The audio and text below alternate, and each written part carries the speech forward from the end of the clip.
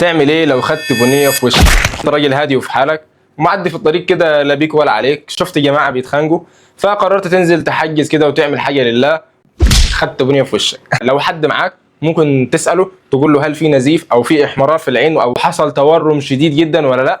الخناقه كانت خفيفه وعينك التانيه شايف بيها كويس وفي مرايه او في حاجه ممكن تشوف فيها عينك، خلاص مفيش مشاكل، بص على عينك شوف في احمرار او نزيف او لا.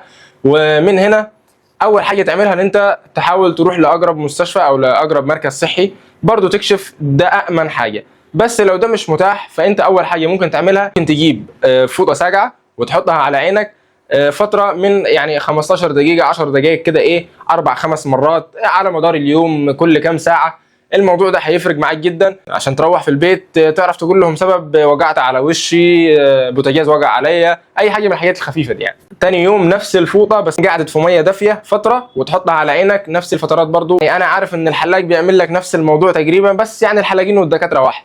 اما بقى لون الوش بيبقى ليه بني، بيبقى ليه احمر، بيبقى ليه اصفر، اخضر.